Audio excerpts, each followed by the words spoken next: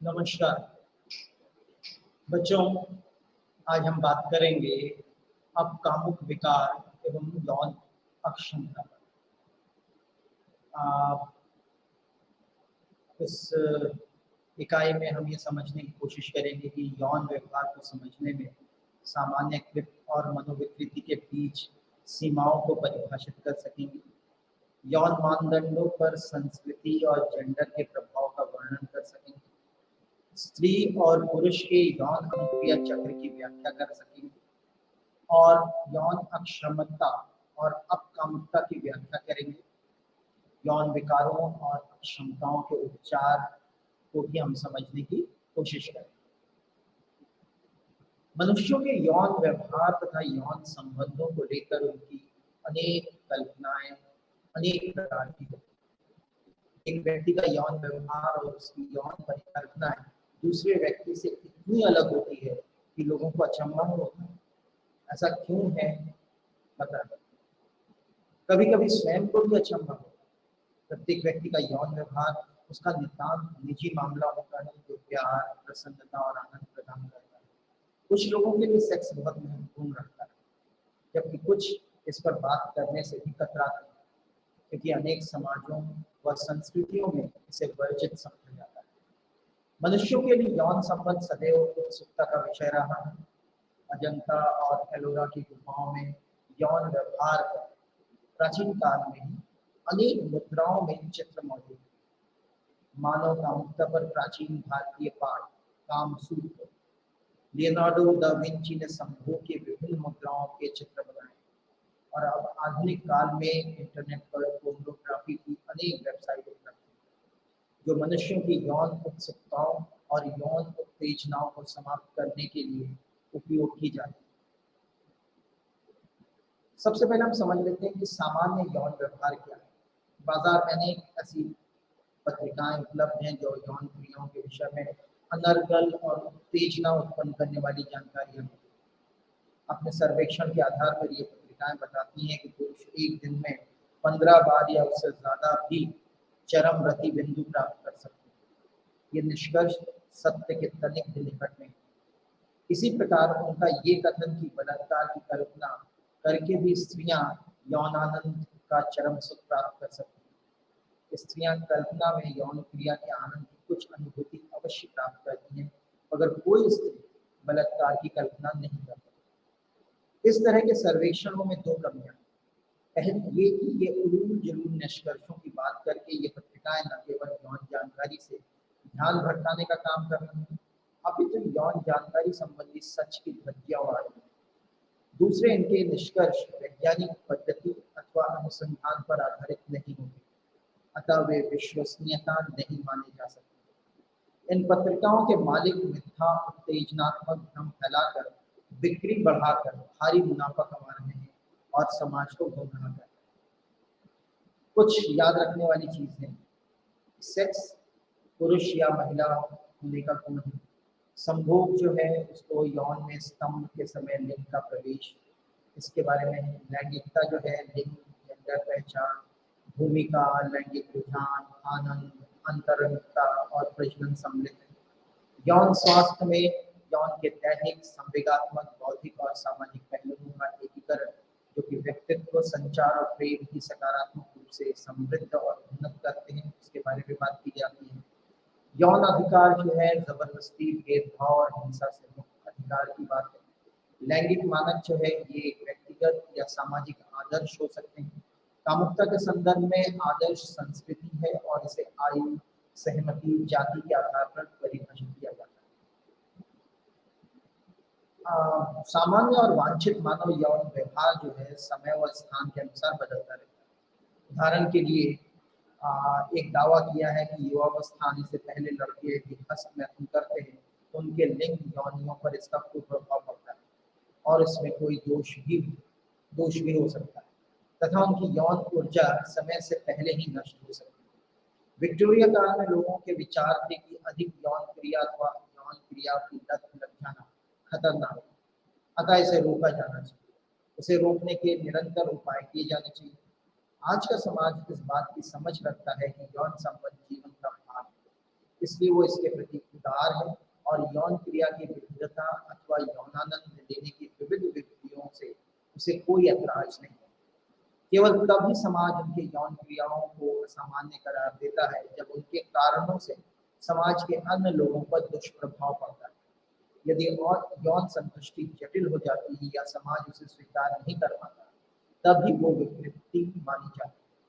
इस दायरे में आने वाली विकृतियां 3 प्रकार की हैं। पहला, लिंग पहचान विकार, शरीर संभोग के बाद जिन्हें मनोवैज्ञानिक संतुष्टि नहीं मिलती, तो वो ये एक प्रकार के विकार के कारण हो सकते हैं। कुछ स्त्रियों या पुरुषों के साथ ऐसा होता है।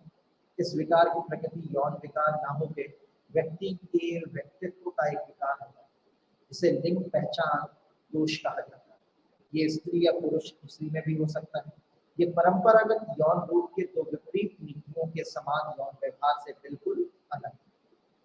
दूसरा यौन विकार है संभोग करते समय लिंग भरपूर उत्थान नहीं आता, और वो स्थिति है जब लिंग ठीक से काम नहीं करता। ऐसी विभिन्न प्रकार की यौनिक दोषों के कारण यौन विकारों की तीसरी श्रेणी अब कामुकता कहलाती है, जो यौन विचलन के लिए एक शब्द है। इसमें वे विचलन सम्मिलित होते हैं जिसमें अनुचित वस्तुओं या व्यक्ति के संदर्भ में यौन उत्तेजना होती है। लेकिन इन विकारों को समझने से पहले इस प्रश्न पर फिर से विचार करना आवश्यक है कि सामान्य यौन व्यवहार क्या है। यौन अनुक्रिया चक्र के बारे में हम बात करते हैं। अनेक शोधों में यौन चक्रों को समझने का प्रयास किया गया है, किंतु इसमें क्या है, इच्छा चरण, उत्तेजना चरण, उत्तेजना उभार चरण, चरम सुख चरण और विश्राम चरण, ये 5 चक्र आते हैं। इच्छा चरण में, इस चरण में मनुष्यों में यौन इच्छा जन्म लेती है और वे अनेक प्रकार के रंगीन कल्पनाओं में खोए जाते हैं। उत्तेजना चरण में ये एक प्रकार से क्रिया की प्रश्न तैयारी है। इसके दौरान संभोग पूरी तैयारी करता है, अच्छा लगता है। इसके दौरान नसों में उत्तेजना बढ़ जाती है, सांसें तेज हो जाती हैं और धड़कनें तेज हो जाती हैं। पुरुषों के लिंग उत्थित हो जाते हैं, स्त्रियों में पेडू स्थल भारी हो जाते हैं। ऐसे पेडू स्थल रक्त कोशों के अतिरिक्त रक्त संचार के कारण होते हैं। इसके कारण यौन में चिकना द्रव्य निश्रित होने लगता है और छातियों के उभारों में भारीपन बढ़ जाता है। उत्तेजना उभार चरण में, इस चरण में उत्तेजना में वृद्धि होती है और उत्तेजना चरण में परिवर्तन महसूस होने लगता है और परिवर्तन की गति बढ़ती ही चलती है। जननांग अत्यधिक संवेदनशील हो जाते हैं। स्पर्म करने पर भी दर्द होता है। मांसपेशियों में ऐंठन तो पैरों, हाथों और चेहरों में देखा जा सकता है। चौथा चरण है चरम सुख चरण। यौन क्रिया चक्र का ये चरमों दोष है। इस अवधि में यौनांगों के ऊतकों में संकुचन प्रकुचन की क्रिया भी होती रहती है। सांसें तेज हो जाती हैं और फिर मिलन के साथ एकाएक तनाव प्रस्फुरित होता है। पुरुषों में अंदर में स्खलन की तीव्र इच्छा होती है और फिर स्खलन हो जाता है। स्खलन से पुरुष का वीर्य बाहर निकलता है। महिलाओं की योनियां झटके से सिकुड़ती हैं और उसमें संकुचन की क्रिया प्रकुचन शुरू हो जाती है, जो देर तक चलती है। पांचवा है विश्राम चरण। इस चरण में विशेषकर पुरुषों में कामोत्तेजना में कमी के रूप में चिन्हित किया गया। इस समय पुरुष को अत्यधिक शिथिलता व थकान का अनुभव होता है, साथी से लिपटने की इच्छा होती है। यदि स्त्रियों को थोड़ा सा उत्तेजित कर दिया जाए तो वे स्त्रियां यौन क्रिया के लिए फिर से तैयार हो जाती हैं। वे एक बार फिर से चरण की ओर जाने की इच्छा से बार बार चरण तक पहुंचने की प्रवृत्ति भी होती है और क्षमता है। परंतु पुरुष फिर से यौन क्रिया करने के लिए तुरंत तैयार नहीं होते। उन्हें थोड़ा वक्त लगता है। फिर से इस क्रिया को छुड़ाने के बाद वीर्यपात होने से जो शिथिलता आ जाती है, उससे बाहर निकलने में थोड़ा समय लगता है। इस अवधि को रिफ्रैक्टरी कहा जाता है, जो कुछ मिनट से लेकर कुछ घंटों तक जारी रहता है। यौन व्यवहारों में जेंडर भिन्नता भी देखी गई है। विभिन्न लैंगिक सर्वेक्षणों के अनुसार स्त्रियों की तुलना में पुरुष हस्तमैथुन ज्यादा करते हैं। हस्तमैथुन की आदत धीरे धीरे कम हो जाती है। उसके स्थान पर यौन क्रिया या संभोग क्रिया की पुनरावृत्ति ले लेती है। पुरुषों की तुलना में स्त्रियां हस्तमैथुन कम करती हैं। यौन अनुसंधानकर्ताओं के लिए प्रश्न सदा चलता रहा है। यद्यपि विवाह से पहले संभोग की इच्छा पुरुषों में अधिक पाई जाती है, परंतु ये समय के साथ स्त्रियों में भी आगे आने लगी। एक परंपरागत धारणा यह है कि स्त्रियों को रोमांस और भावनात्मक अंतरंगता के साथ यौन संबंध बनाना सिखाया जाता है। जबकि पुरुषों के बारे में ये धारणा है कि शारीरिक संभोग असंभोग संतुष्टि को ज्यादा महत्व देते हैं। कारण पुरुषों में प्रकृति संबंध प्रतिक्रिया में शारीरिक रूप से भी हो सकते हैं और उत्तेजना करने में सापेक्षता आसानी स्त्रियों की तुलना में पुरुषों के लिए हस्तमैथुन को ज्यादा सुविधाजनक बना देता है। अन्य जेंडर भिन्नता में आकस्मिक सेक्स के प्रति दृष्टिकोण के कृत्यों में परिवर्तन होता है।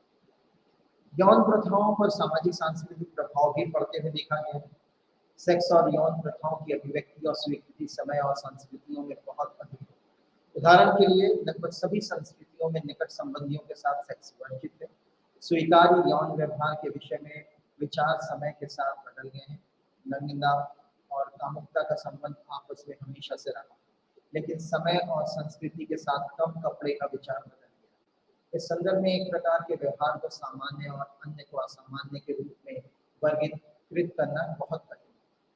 निम्नलिखित अनुभाग में हम ये देख पाएंगे कि स्विस चिकित्सक सिसोट ने अधःपतन सिद्धांत प्रस्तावित किया, जिसमें उन्होंने कहा कि वीर्य शारीरिक और यौन शक्ति दोनों के लिए आवश्यक है और द्वितीय पुरुषोक्त यौन विशेषताओं के विकसित विकास के लिए भी आवश्यक है।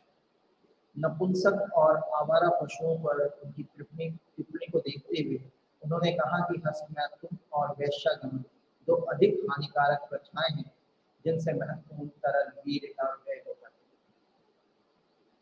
केवल 1972 में अमेरिकन मेडिकल एसोसिएशन ने घोषणा की कि हस्तमैथुन यौन विकास का एक सामान्य भाग है और इसके लिए किसी चिकित्सा प्रबंधन की आवश्यकता नहीं है। विश्व के एक भाग में पापुआ न्यू गिनी की सानिया जनजाति पुरुषों के लिए दीक्षा अनुष्ठानों के संदर्भ में समलैंगिकता का एक रूप प्रचलित है। समाज के दो मुख्य विश्वास है कि वीर्य संस्करण और महिला पॉल्यूशन। समाज ने शारीरिक विकास, शक्ति और आध्यात्मिकता के लिए वीर्य के महत्व पर बल दिया है।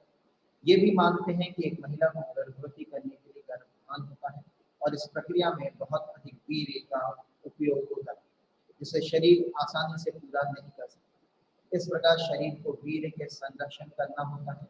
उन्होंने ये भी कहा कि मासिक धर्म के तरल पदार्थों के कारण महिला शरीर अस्वस्थ माना जाता है। शरीर में पर्याप्त मात्रा में वीर्य बनाए रखने के लिए युवा पुरुष एक दूसरे के साथ वीर्य मुद्रा का अभ्यास करते हैं। इस प्रकार वीर्य को निगलने के लिए पॉलीमॉर्फिक सेक्स सीखते हैं। युवा अवस्था में पहुंचने के बाद ही वे प्रवेश भूमिकाएं ले सकते हैं और अन्य छोटे लड़कों को प्रेरित करते हैं। ये संपूर्ण प्रक्रिया ये आश्वस्त करने के लिए है कि पुरुष अपनी मर्दाना पहचान को पूरा करने और पूर्ण पुरुष बनने की तरफ बढ़े। किशोरावस्था तक किसी भी प्रकार के विषम लैंगिक संपर्क निषेध है, लेकिन किशोरावस्था के बाद में उनसे शादी करने और अनन्य विषम लैंगिक गतिविधि का जीवन प्रारंभ करने की उम्मीद की जाती है। भारत में सितंबर 2018 तक भारतीय दंड संहिता की धारा 377 के तहत एक कानून था, जिसके अंतर्गत समलैंगिक गतिविधियों को प्रकृति के कानून के विरुद्ध मानते हुए अपराध माना जाता है। इस प्रकार ये कहा जा सकता है कि सेक्स और कामुकता के विचारों का निर्माण सामाजिक और सांस्कृतिक प्रथाओं के संदर्भ के अनुसार किया जाता है। अब हम बात करते हैं अपकामुकता या पैराफिलिक विकार के बारे में। कई बार अपकामुक तीव्र यौन उत्तेजनाएं, कल्पनाएं, आग्रह और व्यवहार निम्नलिखित हो, जैसे गैर मानव वस्तु, जूते, बाल आदि, अपने आप को या साथी को पीड़ा या अपमानित करना, बच्चे या अन्य गैर सहमति वाले लोगों के साथ। यदि ये स्थिति कम से कम 6 महीने तक रहती है, इसका निदान किया जाना चाहिए। यहाँ किसी वस्तु में विचलन होता है जिसे व्यक्ति फीलिया को आकर्षित करता है। यौन क्रियाओं के प्रति अत्यधिक तीव्र रुझान को अपकामुकता पैराफीलिया कहा जाता है। पैराफीलिया से पीड़ित व्यक्ति अपने कामांगों में अत्यधिक उत्तेजना महसूस करता है। उसके मन में आता है कि वो खूब संभोग करे, तीव्र यौनच्छा वे कारण जिससे उसके व्यवहार में परिवर्तन आता है और वो यौन संतुष्टि के लिए कृत्रिम उपायों का उपयोग करने लगता है।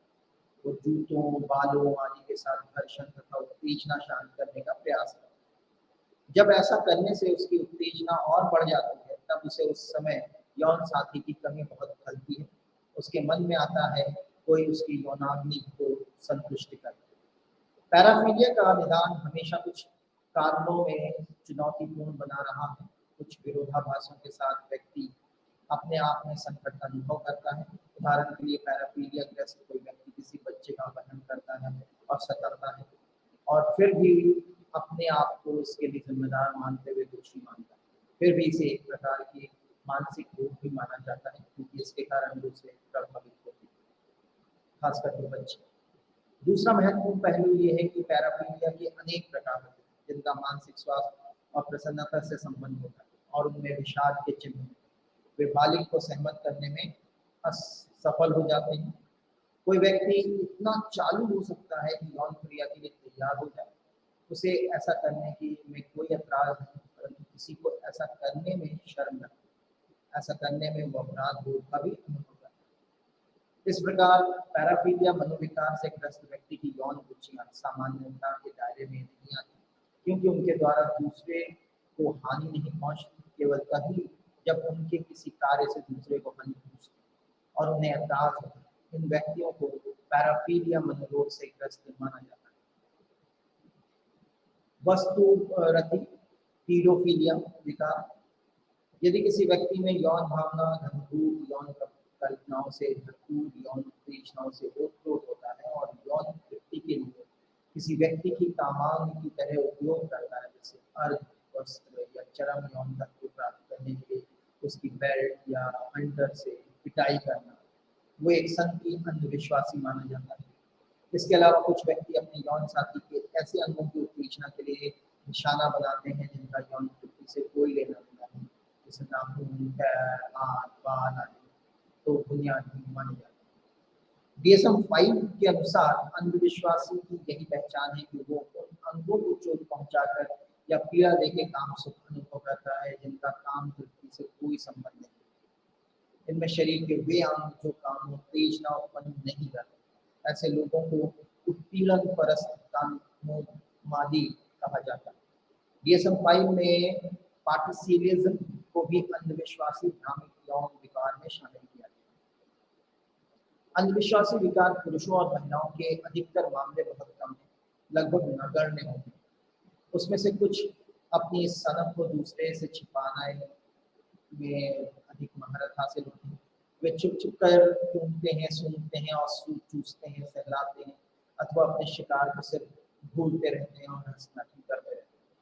कुछ अपने यौन साथी के साथ काल्पनिक संभोग करने का सुख लेते हैं। ऐसे व्यक्ति ये मानकर चलता है कि ऐसा करना उसके लिए जरूरी है क्योंकि अंदर उसे ये सब करने की तीव्र इच्छा है।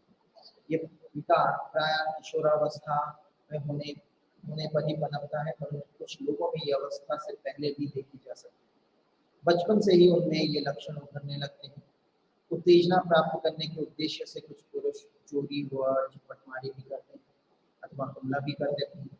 ऐसा देखा गया है कि जो चीजें उनके द्वारा चोरी की गई या चुराई गई हैं उसमें प्राय स्त्रियों के अंग वस्त्र शामिल है। दूसरा है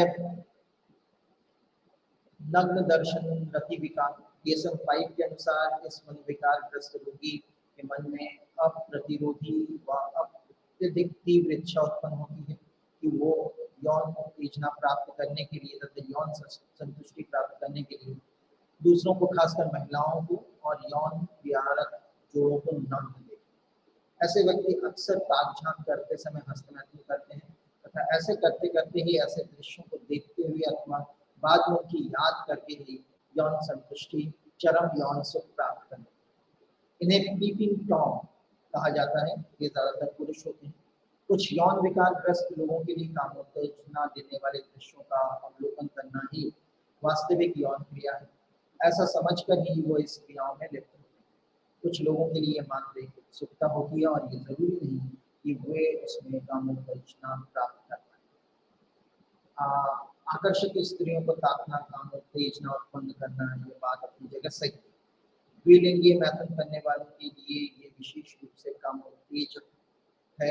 यौन क्रियाओं से जुड़े रहस्य तथा यौन लैंगिक उत्पत्ति पुरुषों में स्त्री व स्त्री के अंगों के बारे में अधिक से अधिक जानने के लिए उत्साही होना, एक युवा व्यक्ति के मन में सेक्स क्रियाओं के बारे में अधिक से अधिक जानकारी प्राप्त करना तथा उनके बारे में और अधिक जानने की उत्सुकता होना स्वाभाविक है। फिर भी उसे ऐसा करते हुए शर्म लगती है और उसे ऐसा लगता है कि उसके लिए काम कठिन हो। वो ये भी कह सकता है कि इस तरह के तामझाम करने में उसे एक प्रकार की यौनिक संतुष्टि मिलती है। यदि किसी स्त्री के पास जाए और उसे शर्मिंदगी उठानी पड़ सके तो वो उसके नजरों में गिर सकता है। एक केस अध्ययन दिया हुआ है पीकिंग टाउन का। एक विवाहित पुरुष अपनी पत्नी के साथ एक शानदार बिल्डिंग में रहता है। पत्नी अपने पति के स्कूल का खर्च उठाने के बाद घर का खर्च चलाने के लिए काम पर जाती है। घर लौटते उसे रात हो जाती थी। जब वो लौटती तो थक जाती थी और चिड़चिड़ाने लगती। रात को अपने पति के साथ संभोग होने का उसका मन नहीं होता था। उन्होंने ये भी उल्लेख किया कि उनके बिस्तर में लगे नास्पत स्प्रिंग ध्वनि भी पत्नी को शर्मसार करते थे और धीरे धीरे उनकी यौन इच्छा प्राय समाप्त हो गई। पुरुष यौन सुख प्राप्त करने के लिए बेकार था और अपनी यौन संतुष्टि के लिए उसे कोई उपाय न देख उसने अपने दूरदर्शी यंत्रों से पड़ोसी के कक्ष में झांकना शुरू कर दिया। उसने देखा कि पति पत्नी यौन क्रिया में लिप्त हैं। उत्तेजनात्मक दृश्यों ने उसे काम उत्तेजित कर दिया। उन्होंने इस गतिविधि को जारी रखा। उसके दूसरे प्रयास के दौरान उन्होंने पुलिस को इसकी सूचना दी। इस अपराधी को उसकी आयु के लिए अपरिपक्व माना गया। हस्तमैथुन और सेक्स के प्रति उसके दृष्टिकोण में नैतिकतावादी सुस्पष्ट लेकिन अपरिपक्व यौन कल्पनाओं में संलग्न होने का खतरा। अब तीसरा है अंग प्रदर्शन विकार। ये सहमति के बिना अनुचित परिस्थितियों में दूसरों के सामने जननांगों का उजागर करना यौन संतुष्टि प्राप्त करने के लिए अनेक बार और अधिक इच्छा कल्पना या व्यवहार है। बहुत ज्यादा दृश्य रतिक विचार विकार की तरह वहाँ शायद ही कभी अजनबी के साथ वास्तविक संपर्क करने का प्रयास किया जाता है। कुछ मामलों में जननांगों को उजागर सांकेतिक अशिष्ट इशारों से यहाँ तक कि हस्तमैथुन के साथ होता है। ये घटना किसी की एकांत स्थान में या कभी कभी कुछ सार्वजनिक स्थानों में भी हो सकती है। ये स्त्रियों में वे होती हैं जिन्हें ये जानते तक नहीं बच्चे और अवयस्क के निशाने पर आ जाते हैं। कामांग प्रदर्शन के प्रकृति आपराधिक मान्यकृत माना जाता है। अंग प्रदर्शन की इच्छा इतनी तीव्र होती है कि मनोविकृतिग्रस्त व्यक्ति उस पर नियंत्रण नहीं कर पाता। ये शायद अत्यधिक चिंता बेचैनी और अनियंत्रणीय कामोत्तेजना के कारण होता है। एक स्थान पर एक ही समय बार बार कामांग प्रदर्शन के पीछे प्रतिक्रिया में लिप्त होने की अनियंत्रित कामना हो सकता है कि ऐसा करने के बाद वे पश्चाताप करते हैं, परंतु जब तक उन पर ये जुनून सवार होता है तब वे जानने के बावजूद कि ऐसा करना कानूनी अपराध है वो उस समय इसको करने से रोकते हैं। चौथा है परपीड़न रति या आत्मपीड़न या स्वपीड़न। दोनों परपीड़न और आत्मपीड़न के बारे में दूसरों पर दर्द देना और आत्म को दर्द देना से पीड़ित इसके बारे में बात की गई। परपीड़न शब्द मार्कस डी सैड के नाम से लिया गया है जो यौन उद्देश्यों के लिए दयाहीनता को पूरा करे।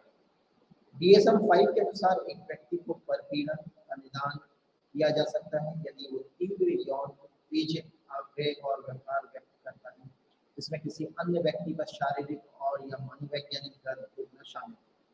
इसका एक अन्य निकट संबंधी प्रतिरूप बंधन और दंड D और D जिसमें यौन सुख के लिए किसी व्यक्ति को बांधना मारना पिटाई करना आदि शामिल किया जा सकता है। इसमें शामिल भागीदारों को बिना किसी स्पष्ट नुकसान के सहमति से यौन संबंध के कई यौन परपीड़न कृत्य होते हैं। इस प्रकार अपकामुकता के रूप में परपीड़न या आत्मपीड़न से क्षणिक या कभी कभार दर्द देकर खुशी पाना व्यवहार को अलग करना और भी महत्वपूर्ण हो जाता है। यौन पर परपीड़न के साथ पुरुषों का एक बहुत छोटा वर्ग दर्द और अपमानजनक कृत्यों का आनंद लेता है और गैर सहमतिपूर्ण है और ये घातक भी हो सकता है। आत्मपीड़न मैकेज्म शब्द ऑस्ट्रेलिया के उपन्यासकार लियोपोल्ड डी से लिया गया है। सचर मसोच उनके काल्पनिक चित्र अक्सर दर्द के यौन आनंद में लिप्त होते हैं। DSM-5 के अनुसार यौन आत्मपीड़न विकार का निदान करने के लिए व्यक्ति को आवृत्ति और तीव्र यौन उत्तेजना वाली कल्पनाओं का व्यवहारों का अनुभव होना चाहिए जिसमें पीड़ा बाध्य या अपमानित होने के कार्य शामिल हैं। हालांकि आत्मपीड़न के कुछ प्रकार और भी चिंताजनक हो सकते हैं जैसे कि स्वकामुकता संबंधित श्वास अवरोध जिसमें स्वयं का गला घोटना शामिल है। मस्तिष्क को ऑक्सीजन की कमी रति सुख और संभोग के परिणाम स्वरूप हो सकती है। कुछ मामलों में कुछ या अन्य गलत हो सकते हैं। जिसके परिणाम स्वरूप व्यक्ति गलती से स्वयं को फांसी लगाकर स्वयं को नुकसान पहुंचा देता है। अब आता है बाल रतित विकार। बाल रतित विकार जो है बच्चों के साथ यौन संबंध स्थापित करने को बाल रतित विकार, परम यौन विकार भी कहा जाता है। ग्रीक भाषा में पेरिस का अर्थ होता है चाइल्ड, बच्चा। हेवे का अर्थ होता है पुबसेंस या पी का अर्थ होता है आकर्षण। यह आकर्षण तब देखने को मिलता है जब वयस्कों में कामेच्छा जन्म लेती है और कामोन्नति होती है। इस प्रकार इसका निदान तब किया जाता है जब वयस्कों के यौन बच्चों के साथ यौन संपर्क के माध्यम से यौन सुख प्राप्त करने के लिए कहा जाता है। DSM-5 के अनुसार इस कृत्य अपराध करार दिया गया है। ऐसे अपराध की कम से कम 18 वर्ष की हो, जिस बच्चों के साथ उनके यौन संबंध साझा किया उनकी आयु उनसे 5 वर्ष कम। इसलिए इसे अत्यंत दुखद यौन विचलन माना जाता है। प्राय पीडोफीलिया के सारे रोगी पुरुष ही होते हैं और उनके शिकार उनके बाल बच्चों, छोटे बच्चे जो 2-3 कम उम्र की लड़कियां हो सकती हैं, जिनमें प्राय 8 से 13 वर्ष के बीच में होती हैं। बच्चों को सताने वाले ये लोग शातिर और चमकदार होते हैं तथा अपने कृत्य को समुचित तरीके से सही ठहराते रहते हैं। वे कहते हैं कि इससे बच्चों की यौन ज्ञान प्राप्त होगा। कभी कभी कहते हैं कि वे बच्चों को नहीं छेड़ते, बच्चों को ही ऐसा करना अच्छा लगता है, इसलिए वे आगे बढ़ते हैं। विश्व स्वास्थ्य संगठन ने मुख्य रूप से बाल दुर्व्यवहार को शारीरिक शोषण, यौन शोषण, संवेगात्मक शोषण और उपेक्षा के रूप में परिभाषित किया है। भारत में नहीं बल्कि संसार भर में बाल यौन शोषण विगत कुछ वर्षों में बढ़ा है। घर, स्कूल, होटल और अन्य सार्वजनिक स्थानों में बाल यौन शोषण देखने को मिलता है। अनुभव में दर्दनाक प्रभाव होता है, जिसके परिणाम स्वरूप मस्तिष्क में परिवर्तन, अवसाद, अभिघातज, उत्तर तनाव विकार, आत्महत्या और ऐसे अन्य शारीरिक और मनोवैज्ञानिक समस्याएं होती हैं। भारत सरकार ने वर्ष 1912 में लैंगिक अपराधों से बच्चों का संरक्षण अधिनियम 2012 पारित किया था, ताकि प्रभावी रूप से बाल यौन शोषण के खतरे को दूर किया जा सके। वर्ष 2019 में इस अधिनियम को संशोधित किया गया और इसमें यौन उत्पीड़न के लिए मृत्युदंड, बच्चों के विरुद्ध अपराध के लिए सख्त सजा, बाल पोर्नोग्राफी पर अंकुश लगाने के लिए जुर्माना और कारावास, बाल यौन शोषण को प्रत्यक्ष रिपोर्टिंग और मामलों के समय से निपटारे की सुविधाएं इसमें शामिल। अब अगला है कौटुंबिक व्यभिचार। इसमें हम एक केस से आपको परिचय करवाते हैं, आप खुद ही खुद समझ पाएंगे। वर्ष 2007 में ऑस्ट्रेलियन जोसेफ फिजल का कौटुंबिक व्यभिचार का मामला सामने आया। उसे पूरी दुनिया को हिला कर उसने अपनी बेटी एलिजाबेथ का अपहरण किया जब वो मात्र 18 वर्ष की। पिता ने अपनी पुत्री एलिजाबेथ को अपने घर के तहखाने में बंद कर दिया। उसे जबरन एक नोट लिखवाया गया कि किसी सांस्कृतिक संप्रदाय में शामिल होंगे और घर छोड़ के चले। लंबे समय तक तहखाने प्रवास के दौरान पिता ने उसे संभोग के लिए विवश किया। अपने 7 बच्चों को जन्म दिया, इसमें से एक बच्चे के कुछ दिन बाद ही मर गए। 3 बच्चे परिवार के ऊपर वाले भाग में पले बड़े और 3 बच्चे अपनी माँ के साथ तहखाने में पले। अपने किसी एक बच्चे को बीमार हो जाने के कारण वो उसे लेकर अस्पताल गई। वहां पहुंचने पर अस्पताल को ये जानकारी पता चली और उसकी जांच पड़ताल की गई, तब जाके इसे कटु अनुभव से उसे मुक्ति मिली। अब हम बात करते हैं अपकामुकता के कारण। ज्यादातर लोग अपनी अपकामुकता की आदत के विषय में बात करना पसंद नहीं करते हैं, अतः अनुसंधानकर्ताओं के इस रोग के कारणों का पता लगाना और उसे समझना मुश्किल हो जाता है। ज्यादातर अध्ययनों के लिए छोटे छोटे अप्रचलित नमूनों पर निर्भर रहना पड़ता है।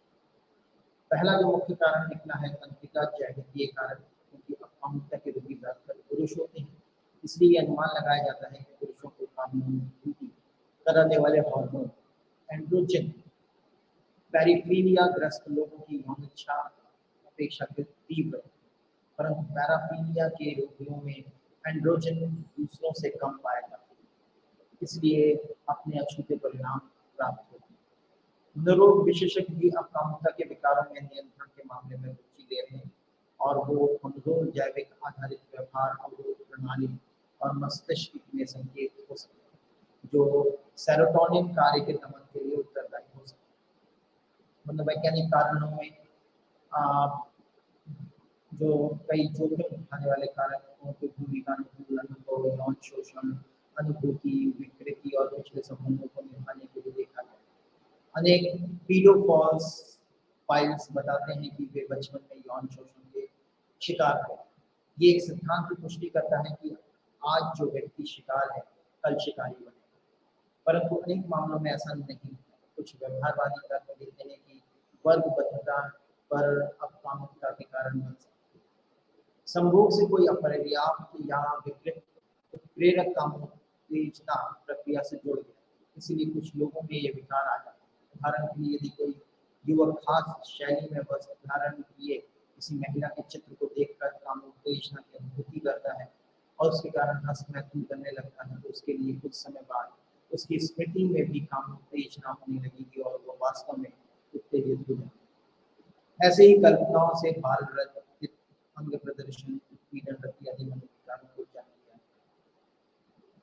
इस प्रकार कामोत्तेजना या रति सुख एक किसी प्रकार के उत्तेजक की स्थिति में या उसके स्मरण मात्र से प्रबल हो जाती है।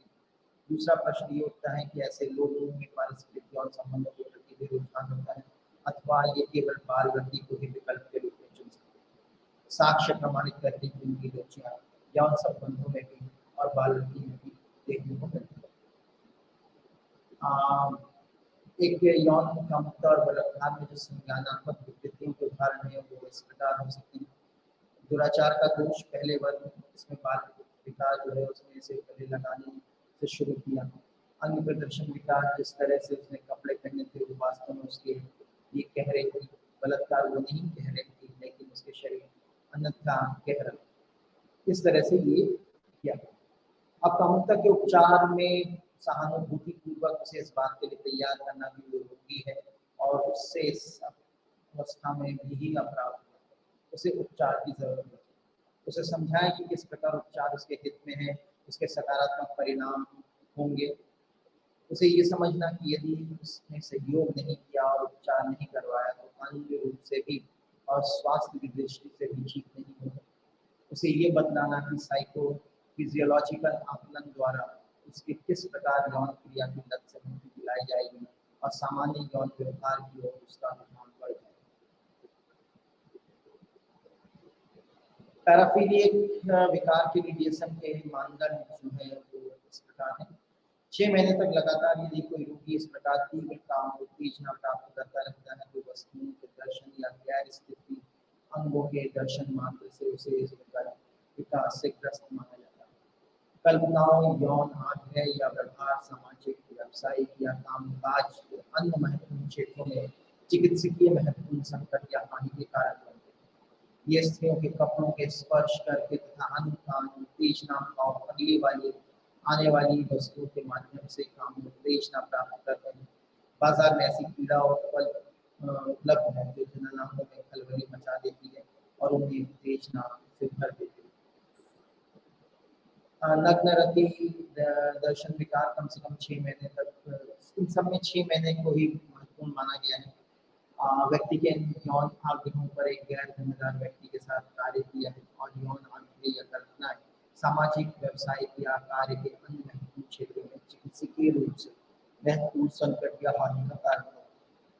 उत्तेजना का अनुभव करने वाले व्यक्ति या आग्रह का कार्य करना कम से कम 18 वर्ष की आयु हो। अंग प्रदर्शन विकार, इसमें भी 6 माह की अवधि है। दूसरा, व्यक्ति के आग्रहों में एक गैर जिम्मेदाराना व्यक्ति के साथ कार्य किया है और यौन आग्रह कल्पनाएं सामाजिक, व्यावसायिक या कार्य के अन्य क्षेत्रों में चिकित्सकीय रूप से महत्वपूर्ण संकट या हानि के कारण बनते हैं। अब हम जेंडर डिस्फोरिया, किसी व्यक्ति में अपने को पुरुष या स्त्री होने का मान, व्यक्ति लिंग भी कुछ लोगों को एक दूसरे लिंग के होने का भ्रम बार लिंग पहचान के मनोविकार से जूझने वाले मामले और तरह के होते हैं। अपने अपने लिंग के अनुसार आचरण किया जाता है। दूसरे लिंगों के लोगों के व्यवहार स्पष्ट। इस रोग से ग्रस्त वयस्क भ्रम बना कि दूसरे लिंग का समझने लग जाता और उनका व्यवहार उनके लिंग से मेल नहीं खाता। लड़कियां लड़कों जैसा व्यवहार करने लगती हैं, लड़कों जैसे कपड़े पहनने लगती हैं, लड़के लड़कियों की तरह व्यवहार करने लगते हैं। इस प्रकार की लिंग पहचान विकार। उन्हें लगता है कि वो जिस शरीर में है उसमें उन्हें जबरदस्ती कैद कर दिया गया है, अर्थात जिस लिंग के वे हैं उसमें उन्हें कोई रुचि नहीं होती है, जो दूसरे लिंग के लिए अपनी पहचान बनाते हैं। DSM-5 के अनुसार इस रोग को लिंग पहचान विकार कहा जाता है। शरीर किसी लिंग का हो और व्यवहार विपरीत लिंग का तो बड़ा संकट उत्पन्न हो जाता है। ऐसे रोगियों की चिकित्सा करके उन्हें विश्वास दिलाया जाता है कि वे इस लिंग के नहीं, जिसका वे अपने आप को समझाते रहते हैं। पहले उन्हें लिंग भ्रम होता है, बाद में वे विपरीत लिंगी रह जाते हैं। माना जाता है कि वे ऐसा व्यवहार करने लगते हैं, विपरीत लिंग की तरह व्यवहार करने का विकार निरंतर बढ़ता जाता है। किसी व्यक्ति को ये विकार हल्का फुल्का हो सकता है, सीधा अपेक्षाकृत गहरा हो सकता है। एक व्यक्ति में ये कभी कमी और कभी ज्यादा देखा जाता है। बाल्यावस्था में जेंडर डिस्फोरिया, जो लड़के लिंग पहचान और विकार से पीड़ित होते हैं, वैसी गतिविधियों में कार्य करते हैं जिनमें लड़कियों की रुचि कम हो, जो पारंपरिक रूप से स्त्रीलिंग के क्षेत्र में आते हैं। और वे लड़कियां जैसे कपड़े पहनते हैं, लड़कियों के खेल खेलते हैं, उन्हें गुड़ियों से खेलना अच्छा लगता है, वे घर घर खेलते हैं और वे माँ की भूमिका निभाना चुनते हैं। वे कठोर खेलों से बचते हैं और लड़कियों की तरह कोमल व्यवहार करते हैं। लड़कियों की तरह वे इच्छाएं प्रकट करते हैं, अपनी पसंद की स्त्री चरित्रों वाले नाटक देखने में विशेष रुचि होती है। लिंग पहचान विकार से पीड़ित लड़कियां माता पिताओं द्वारा लड़कियों के कपड़े पहचान जाने पर विरोध प्रकट करते हैं। वे लड़कों की तरह छोटे छोटे बाल रखना पसंद करती हैं, गुड़ियों के साथ खेलने में कोई रुचि नहीं होती है। वे लड़के वाले खेलों में ज्यादा रुचि लेती हैं। वे टॉम बॉय की तरह दिखते हैं, परंतु लड़कों की तरह महसूस करने तथा पुरुषों की तरह व्यवहार करने के कारण वे टॉम बॉय अलग हो जाते हैं। उन्हें देखकर अजनबी उन्हें लड़का मान लेते हैं। प्रायः लिंग पहचान विकार से ग्रस्त लड़कियों की बाद लिंग विकार ग्रस्त लड़कों की तुलना में ज्यादा होता है। इसका उपचार क्या है? जिन बच्चों तथा किशोरों में लिंग पहचान विकार के शिकार होने की चिकित्सा को इस बात पर केंद्रित रखा जाता है कि इन्हें नाम खुशी के माहौल से निकाल कर खुशी के माहौल में कैसे लाया जाए। अपने इस विकार के कारण वे माता पिता को संकट के लिए आत्महत्या में बोझ लगने लगती है। DSM-5 में इसकी व्याख्या जो की गई है, वास्तविक लिंग और आरोपित लिंग के बीच के अंतर को मजबूती से पूरे 6 महीने तक जीते जीते अपनी मर्जी से चुने गए लिंग को पूरी तरह से नहीं मान पाते।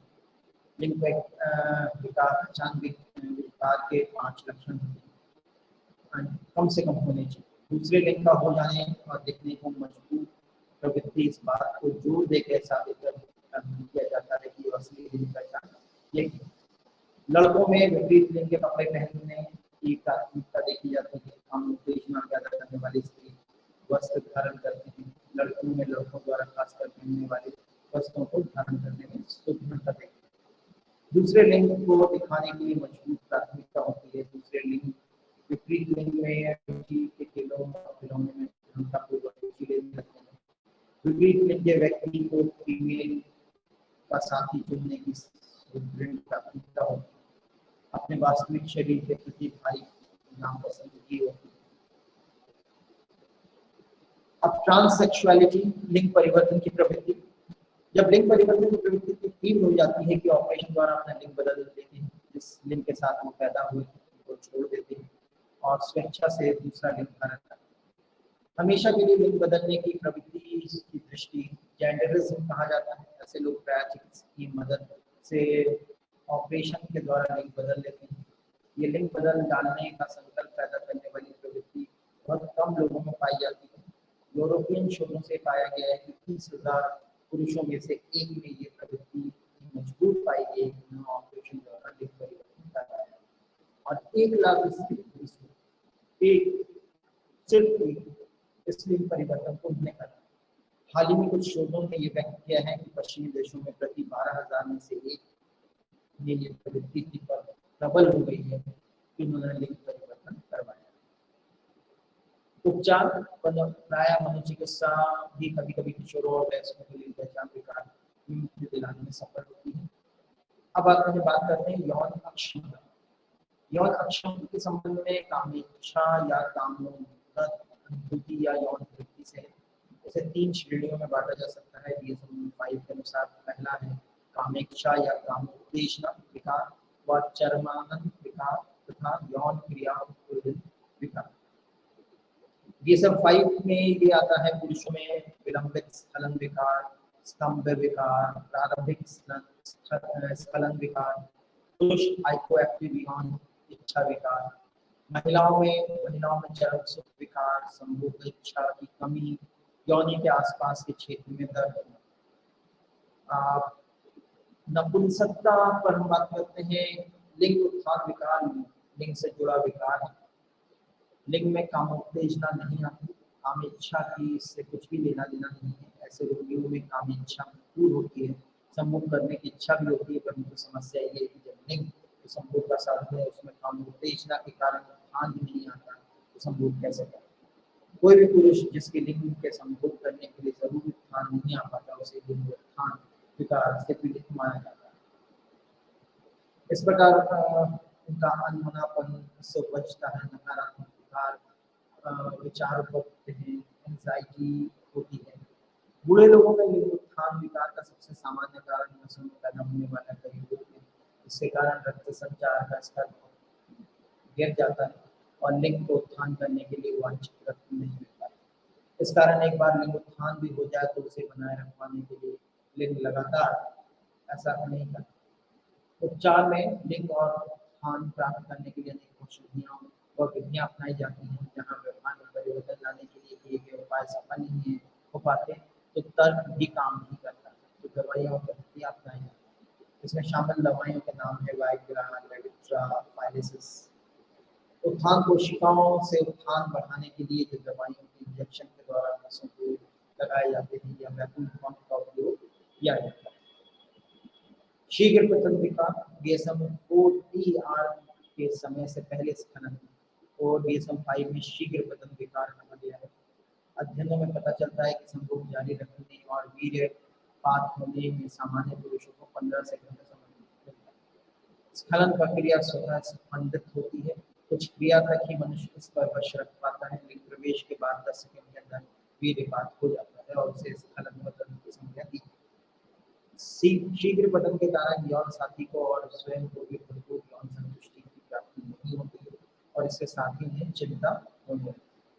उपचार में शीघ्र पतन की प्रवृत्ति को नियंत्रित करने के लिए प्रायः व्यवहार चिकित्सा दी जाती है, परंतु हाल ही में अध्ययनों ने तकनीक को कम सफलता वाला पाया है और ये पाया गया है कि पैरासिन, सेंट्रालिन और फ्लूएक्सेटिन और डेफॉक्साइसिन जैसे अवसाद रोधी जो दवाइयां हैं उनको स्खलन को लंबा करने में सहायक होती है। मादा यौन रुचि उद्दोलन में विकार देखने को भी मिलता है। शोधों में जिन स्त्रियों में यौन रुचि कम होती है, जिनमें यौन क्रिया के दौरान उद्दोलन का स्तर कम होता है, इस प्रकार DSM-5 में स्त्रियों यौन रुचि उद्दोलन विकार के रूप में इसको रखा गया। टेस्टोस्टेरोन भी यौन रुचि कम करने की भूमिका निभा सकती है, लेकिन टेस्टोस्टेरोन रिप्लेसमेंट थेरेपी स्त्रियों और पुरुषों को कम उत्तेजना के सामान्य बनाए रखने में लाभदायक है। साइकोलॉजिकल उपचार में यौन इच्छा को बढ़ाने में सहायक हो सकती है और कोई प्रभावी कामोत्तेजक उपलब्ध नहीं है, जैसा कि मैंने पहले ही उल्लेख किया है कि इंजेक्शन टेस्टोस्टेरोन में काम करता है। पुरुषों में लिंग प्रवेश विकार DSM-4 के अनुसार दो तरह के विकार होते हैं, यौन संबंधी व संभोग संबंधी। इसमें DSM-5 में एक साथ मिला के दिखाए गए हैं, शायद अलग अलग करने में प्रमाण उपलब्ध है। यौनी संबंधी दुखानुभूति योनि में यौन से संलग्न तत्वों में अनिच्छा जलन के प्रकोप के कारण। इसके उपचार में काम उत्तेजना, संज्ञानात्मक पुनर्गठन, प्रगतिशील मांसपेशियों में विश्राम और यौनि फैलाव अभ्यास के विषय में शिक्षण करना आता है। स्त्रियों में रति अनुभूति विकार भी देखने को मिलता है। स्त्री चरम सुख विकार ऐसी स्त्रियों में भी देखा जा सकता है जिन्हें उन्हें ऊपर देखने में चरम सुख तक पहुंचने में कोई समस्या नहीं आती और यौन बंध में पूरी तरह से अनुभव करते हैं, परंतु चरम सुख तक पहुंचाने में बहुत समय लगता है। कामोत्तेजना प्राप्त करने के बाद ये चरम सुख तक पहुंचने ही नहीं पाता है। DSM-5 ने उन्हें बताया है कि ऐसी स्थिति में परेशानी का अनुभव होता है। ऐसी स्त्रियों को क्लोटोरल उत्तेजना द्वारा चरम तक पहुंचाना पड़ता है। इसे यौन विकार नहीं माना जाता। उपचार में कुछ लोग सदा ये सवाल पूछते आए हैं कि क्या चरमवृत्ति विकार तथा स्त्रियों की चिकित्सा संभव है। स्त्रियों को इस मामले में मानना है कि इस विषय में स्त्रियों पर ही छोड़ दिया जाना चाहिए। आजीवन चरमवृत्ति विकार का प्रश्न है, उसका चिकित्सक की जानी चाहिए। उसकी चिकित्सा जानकारी को साधारण व्यवहार चिकित्सा और स्त्री शरीर की संरचना की जानकारी प्रदान करते हुए यौन शिक्षा प्रदान करते हैं तथा हस्तनतन अभ्यास के माध्यम से भी किया जा सकता है। ये महत्वपूर्ण चीजें हैं। अब हम बात करते हैं मादक द्रव्यों के बारे में। जो व्यसन रहते हैं, मादक पदार्थों के सेवन से संबंधित जो विकार होते हैं और व्यवहारिक व्यसन है। वांछित मनोवैज्ञानिक प्रभाव पाने के लिए विभिन्न पदार्थों का उपयोग सभी व्यक्ति करते हैं। उदाहरण के लिए हम से कई ऐसे पदार्थों का उपयोग करते हैं, जैसे जगे रहने के लिए चाय कॉफी पीना, ऊर्जावान बने रहने के लिए शीतल पेय या ऊर्जा पेय पीना, चौकस रहने के लिए सिगरेट, तनाव मुक्त होने के लिए शराब या दर्द कम करने के लिए दर्दनाशक दवा। हालांकि कुछ व्यक्ति कुछ पदार्थों के आदी हो जाते हैं, रोगात्मक आवश्यकताएं विकसित कर लेती हैं और वे पूरे परिवार के लिए संकट और शिथिलता का कारण बन जाते हैं। मादक पदार्थों के संबंध में व्यसन जैसे शराब और नशीली दवाओं पर निर्भरता वैज्ञानिकों के साथ साथ जनता के लिए भी गंभीर वैश्विक विषय। DSM-5 में मादक संबंधी विकार से नाम बदलकर मादक पदार्थ संबंधी और व्यसन विकार रखा गया है। इसमें मनोक्रियाशील पदार्थ, मादक द्रव्यों के उपयोग, मादक पदार्थों से नशा, मादक पदार्थों के दुरुपयोग, मादक पदार्थ निर्भरता या लत को रखा गया।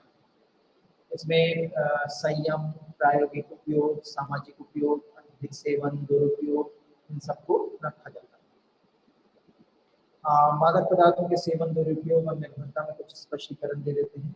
क्या आप मादक पदार्थों के सेवन कर सकते हैं, उनका दुरुपयोग नहीं कर सकते हैं? हाँ, कुछ लोग कैफीन, निकोटीन, अल्कोहल, मैरिजुआना जैसे पदार्थों का उपयोग कभी कभी बिना दुरुपयोग के किया जा सकता है।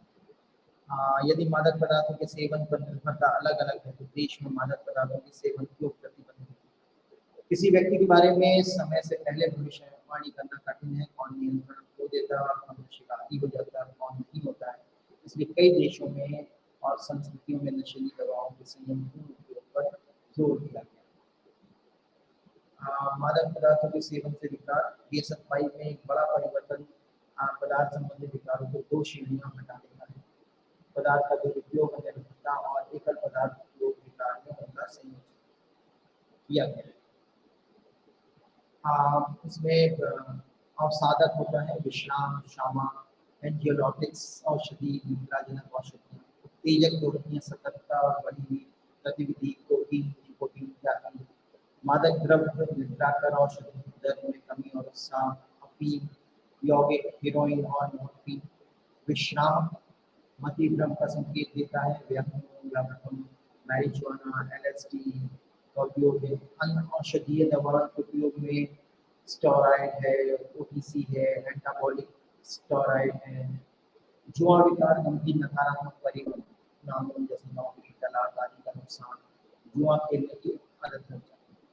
एक केस अध्ययन है मादक पदार्थों के सेवन विकार से। दिल्ली के एक निजी विश्वविद्यालय की 18 वर्षीय छात्रा जिसका नाम साना था, उसे अपने अधिकतर दोस्तों के साथ पार्टी करने में खुशी मिलती, जबकि उसके अधिकांश दोस्तों ने कॉलेज को एक कैरियर और जीवन बनाने का अवसर माना था। अब साना ने जितना संभव हो उतना सामाजिक और यूनिवर्सिटी के इरादे से कॉलेज में प्रवेश किया। वो एक उच्च शैक्षिक उपलब्धि वाली लड़की थी। उसने CBSE बोर्ड में 12वीं में 97% अंक प्राप्त किए थे और आसानी से किसी भी सर्वश्रेष्ठ कॉलेज में प्रवेश लेने में सक्षम हुई। कॉलेज में उसने स्वयं को व्यापक लिखित परियोजनाओं, रीडिंग असाइनमेंट्स और मौखिक प्रस्तुतियों के लिए प्रोफेसरों को मांगों से अभिभूत पाया। वो स्कूल के समय पर चल रही किसी के साथ रोमांटिक संबंध में जोड़ देती थी। वो अक्सर उदासीन और परेशान महसूस करती थी। अफसाना कुछ आवेगी, बहिर्मुखी और भड़कीली है। वो आसानी से पार्टियों में घुल मिल जाया करती है, दोस्त बना लिया करती है और यौन साझेदारी को आसानी से पा लिया करती है। इन पार्टियों के दौरान वो अत्यधिक शराब पीती है और अक्सर पार्टी खत्म हो जाने के बाद सुबह घर लौटती है। कभी कभी मैरिजुआना धूम्रपान करती है। इन पदार्थों का उपयोग कॉलेज के बोझ से उसकी चिंता को कम करता और ध्यान और संगति के लिए उसकी व्यक्तिगत आवश्यकता को पूरा करता। कॉलेज में उसकी उपस्थिति बहुत खराब थी और दुर्भाग्य से वो अपने से पहले सेमेस्टर के में एक पेपर छोड़कर सफल भी असफल हुई। अगले सेमेस्टर में अफसाना ने कॉलेज में बड़ी मेहनत करने की कसम खाई और इस रणनीति से पहले 2 सप्ताह तक काम वो जल्द ही रुक गई और पार्टियों में भाग लेने लगी जहां वो फिर से शराब पी सकती थी। समय के साथ उसने महसूस किया कि उसे उच्चता का अनुभव के लिए पहले से अधिक शराब पीने की जरूरत पड़ी। जल्द ही उसने नई और अलग अलग दवाएं जैसे मेटामाइन और एलएसडी का प्रयोग शुरू कर दिया। उसने महसूस किया कि शराब और ड्रग्स खरीदने के कारण पैसे खत्म हो रहे हैं। अपनी कक्षाओं में जाना बंद कर दिया और अपना अधिकतर समय टीवी देखने और सोने और इंटरनेट सर्फिंग में बिताया। उसने अपने किराए के आवास में पीना भी शुरू कर दिया। पार्टियों में उसका हद से बाहर होना सामान्य बात थी। उसके बाद उसके दोस्त उसे पीजी से वापस लाया करते थे, लेकिन हाल ही में उसने अपने पीजी को भी से बाहर हो गया। स्थानीय अभिभावकों ने उसके माता पिता को सूचित किया और उसे पुनर्वास सुरक्षा केंद्र ले गए। पुनर्वास केंद्र में अफसाना पिछले 1 वर्ष से नशीली पदार्थों से मुक्ति पे काम कर रही है और ये दर्दनाक प्रक्रिया से गुजर रही है। यहाँ तक पिछले 1 साल में उसके साथ जो हुआ इसे स्वीकार करने के लिए उसके माता पिता को दर्दनाक प्रक्रिया से गुजरना। मादक सेवनों के विकार में DSM-5 कहता है कि मादक पदार्थ की बड़ी मात्रा में या उससे अधिक समय तक लेते रहना जो आपके लिए उचित न हो। मादक पदार्थ के सेवन कम या बंद करना चाहे, लेकिन ये प्रबंधन हो ही नहीं पा रहा। मादक पदार्थों को प्राप्त प्रयोग करने और इसके उपयोग को ठीक होने से अधिक समय व्यतीत करने, मादक पदार्थ सेवन करने की तीव्र इच्छा और चाह, मादक पदार्थ के सेवन के कारण आपको कार्य या घर या स्कूल में प्रबंधन नहीं हो पा रहा है, मन चाहे प्रभाव के लिए ज्यादा मादक पदार्थों का सेवन। ऐसे आंकड़े बताते हैं कि महामारी के तौर पर ये विकार बढ़ रहा है। शराब के उपयोग से 37% लोगों में अस्वस्थ मानसिक स्थिति देखने को मिलती है। शराब सेवन और निर्भरता विकार पर विश्व स्वास्थ्य संगठन ने कहा ये एक ऐसी मानसिक और आमतौर पर शारीरिक अवस्था जो शराब पीने के कारण होती है और इसमें हमेशा मानसिक सुख अनुभूति के कारण निरंतर या कभी कभार शराब सेवन की मजबूरी हो। कभी कभी इसकी अनुपस्थिति इसकी समस्या से बचने के लिए सहिष्णुता हो सकती है अथवा नहीं। जैसे कि कॉलेज जीवन की भारी मांगों के जवाब में केस स्टडी बॉक्स 11 को आपने देखा ही अफसाना का केस। अफसाना में पार्टियों में अत्यधिक शराब पीना शुरू किया जिसमें शराब को आसानी से उपलब्ध। उसने कॉलेज जाना बंद कर दिया और पहले सेमेस्टर की परीक्षा में फेल हो। उसने खुद को खतरनाक स्थितियों में डाल दिया क्योंकि वो अक्सर इन पार्टियों से बाहर निकलती और अपनी पीजी तक नशीली और वापस जाती। शराब खरीदने में उसका सारा पैसा खर्च हो जाता है। शराब छोड़ने के प्रयासों के बावजूद अफसाना छोड़ने के 2 सप्ताह से अधिक समय तक शराब से दूर नहीं रहा। वो सहनशीलता विकसित कर रही थी। उसकी उच्चता के अनुभव करने के लिए पहले से अधिक शराब की जरूरत उसको होती। इसका मस्तिष्क पर भी प्रभाव देखा गया है। शारीरिक प्रभाव भी देखा जाता है। शारीरिक प्रभाव brain, lungs, liver, kidney, pancreas, sex organs, bones, nervous system, intestine, fingers, stomach, heart, muscles, throat, nervous system, इन सब में इनका प्रभाव देखने को मिलता है। मनोसामाजिक प्रभाव, शारीरिक प्रभाव के अलावा ये पुराना और ज़्यादा पीने वाले पर आमतौर पर शराबी कहा जाता है। अति संवेदनशीलता, अवसाद या चिरकालिक थकान से पीड़ित होती है। कई लोगों के लिए अस्थायी रूप से जीवन के तनाव से निपटने के लिए शराब को एक संवेगात्मक मुकाबला इमोशनल कोपिंग स्ट्रैटेजीज के तौर पर लिया जाता है। शराब से अधिक सेवन से जुड़ी मनोविकृतियां भी पाई जाती हैं। मादक पदार्थों के सेवन और निर्भरता विकार में हम देख सकते हैं जैसे अफीम या ऑपियोइड है, जिसमें हीरोइन है, कोकीन है, एम्फेटामाइन है, एलएसडी है, ये सारी चीज़ें जो है निर्भरता बढ़ाती हैं। DSM-5 ने कैफीन और निकोटीन जैसे अन्य पदार्थों को जटिलता को भी वर्गीकृत किया है, जिन्हें आसानी से वयस्कों में मिलाया जा सकता है। मनो सक्रिय पदार्थ जो कारणों से निर्भर होते हैं, जैसे क्षमता और घातक मात्रा अनुपात। अफीम और इसके यौगिक कारकों के बारे में, जैसे ये हीरोइन के नशेड़ी बुरे स्वास्थ्य और सामान्य व्यक्तित्व विकास का अनुभव करते हैं। ये दवा या औषधीय प्रभाव का सीधा परिणाम इन पर होता है, लेकिन वित्तीय तनाव, उचित आहार की कमी, सामाजिक स्थिति में गिरावट एक नशेड़ी के रूप में आत्मसम्मान की कमी उसे अधिक हताश कर देती है। लोग अक्सर आदत को बरकरार रखने के लिए झूठ बोलते हैं, चोरी करते हैं और वेश्यावृत्ति का सहारा लेते हैं। इसके अतिरिक्त कई नशा करने वाले लोग HIV, एड्स और हेपेटाइटिस जैसी बीमारियों की चपेट में आ जाते हैं, क्योंकि उनमें उन सुइयों का उपयोग नहीं किया जाता है जो बीमार नहीं। गर्भावस्था के दौरान हेरोइन लेने वाली गर्भवती महिलाओं को समय से पहले प्रसव, कम वजन वाले बच्चों का जन्म या गर्भपात की संभावना बढ़ जाती है। अवसाधक जो है, शराब के अलावा जो है अवसाधक के वर्ग में शामक या समूह चिंता करने वाली दवाएं भी शामिल हैं। उत्तेजक में अवसाधक के विपरीत कोकीन, एम्फेटामिन, कैफीन, निकोटीन जैसे पेय जो हैं वो उत्तेजक केंद्रित तंत्रिका तंत्र पर गतिविधि को बढ़ा देते हैं। अफीम की तरह कोकीन एक पौधे का अर्क है और इसे सूंघ कर निगल कर इंजेक्शन से लिया जाता है। हालांकि ओपिएट्स के विपरीत कोकीन मस्तिष्क को उत्तेजित करता है। कोकीन महंगा होता है और आमतौर पर समाज के उच्च वर्ग संबंध में इसका उपयोग करते हैं। ओपिएट्स की तरह ये 4 से 6 घंटे के लिए ले आता है। इस दौरान नशीली उत्साह और आत्मविश्वास का संतोष अनुभव करते हैं।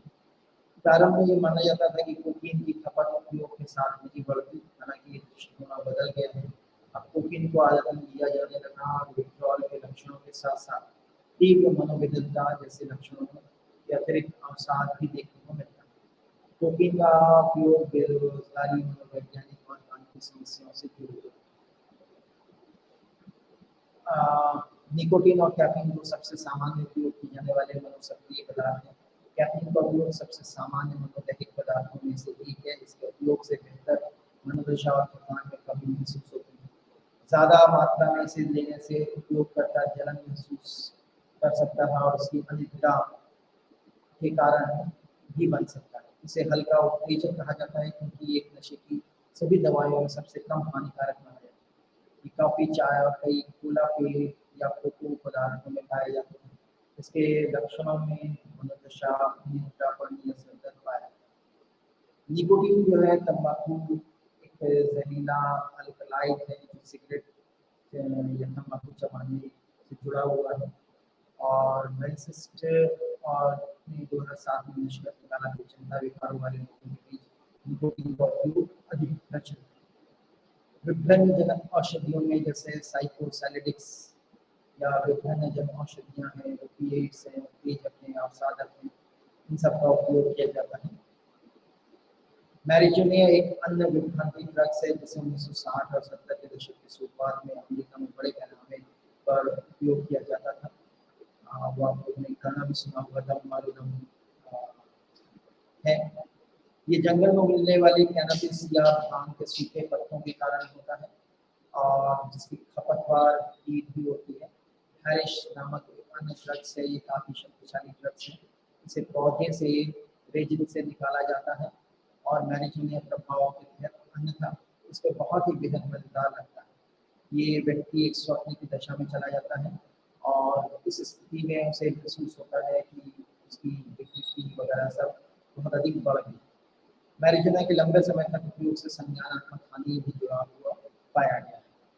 अन्य औषधियों के दुरुपयोग जो है आर्थिक रूप से कमजोर परिवार में 13 से 15 वर्ष स्प्रे पैंट है, हेयर स्प्रे है, पेंट है, थिनर है, गैसोलीन है, नाइट्रस ऑक्साइड है जिसको हंसने वाली गैस कहा जाता है, नेल पॉलिश रिमूवर है, व्हाइटनर है। ये सारी चीज़ें जो है इसमें भी स्टेरॉइड्स, हार्मोन वगैरह मिली होती हैं। लेकिन खिलाड़ी जो है बॉडी बिल्डर्स होते हैं ये चीज़ों का उपयोग करके अपनी ताकत को बढ़ाते हैं। कारणों में कॉजल कारण जो है एडिक्टिव प्रॉपर्टी सब्सटेंस है, नाइजीरिया है, साइकोसोशल कारण है, biological, psychological, sociological, interpersonal relationships, personality acceptance, stress reduction, ये सब चीज़ें इसके कारणों में देखी जाती हैं। शराब से विकृति के लक्षण देखे जाते हैं। संज्ञानात्मक विकृति होती है, सामाजिक सांस्कृतिक विकृति भी इसमें पाई जाती है। ठीक है, आज के लिए इतना, फिर अगली बार फिर मिलेंगे। ठीक, नमस्कार।